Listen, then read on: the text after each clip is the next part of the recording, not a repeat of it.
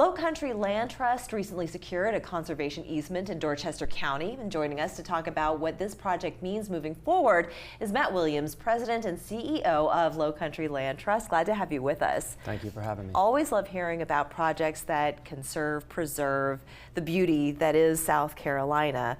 We're talking specifically about the Barry Tract. So tell us a little bit more about the Barry Tract, where it's located within Dorchester County.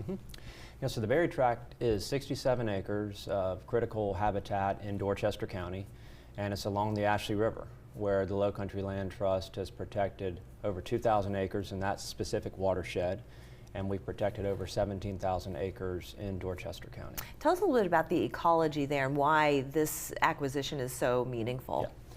Well, anytime we have an opportunity to protect habitat where land meets water, you're really accomplishing a lot in conservation. You generally find interesting plant communities on that transition from upland forest to marsh and on that slope down to the river. So we're excited about those opportunities. There are upland pine forests mixed with hardwood, and then as you get closer to the river and the marsh system, you're of course going to find different species.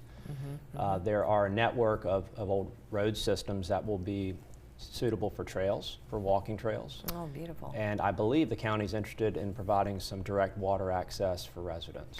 Not to mention also the life that thrives within that ecology, and you know, we have so many different critters of so many different forms, but they all work together in such a magical and meaningful way. And you know, I know for a lot of people, seeing so much development taking place, people get very worried about how it's decimating and eviscerating all of that natural beauty that we have, but that is so important and intrinsic to the thriving of South Carolina as well. Well, we couldn't agree more. Yeah. There's a reason why people are moving to the Charleston County, Tri-County area. You have a balance of business investment, which is good for jobs, good for people, and then you have a way of life and a lot of places that have been protected over the years. So residents have opportunities to get out and recreate. Residents have opportunities to encounter a great blue heron or even a roseate spoonbill. How did this project come together? Why were you kind of homing in on that particular area? Well, again, anytime we have an opportunity to protect river frontage, that's going to be really, really important to us.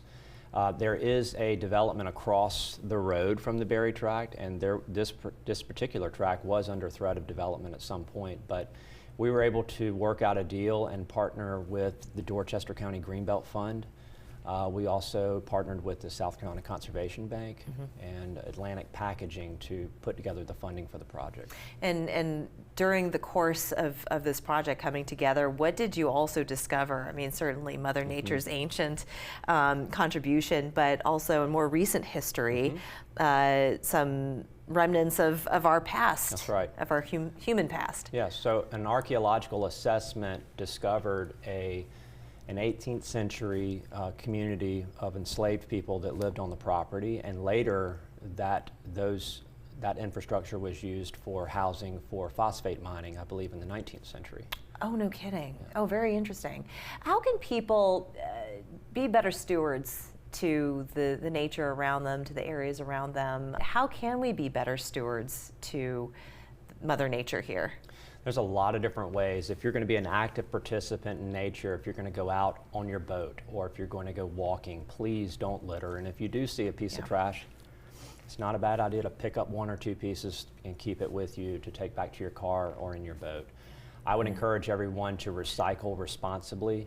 I would encourage everyone to be mindful of the water usage in your own home. Do you really need to run your faucet for 5 or 10 minutes while you're doing your dishes and loading your dishwasher?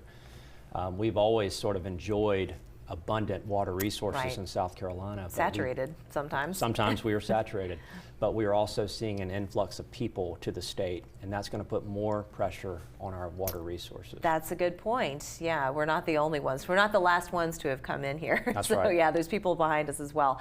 Fantastic. And just briefly, before we go, just share with our audience the scope of the Lowcountry Land Trust and what you've done thus far to contribute to the preservation of land and nature here. Well, the Lowcountry Land Trust has been around for 40 years. So we're a well-established land trust, and one of the most impactful land trusts in the state and in the country.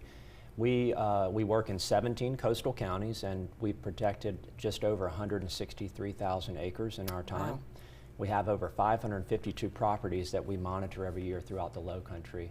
We're averaging close to 4,000 acres of protected land every single year. And to that point, the country is losing an average of 200 acres of forest per day. So the work that you're doing, it is extremely timely and is more important than it ever was before. That is correct, yes. Matt, thank you so much for joining us. Really appreciate it. Thank you for having Congratulations me. on the acquisition. Thank you. We'll be back after this.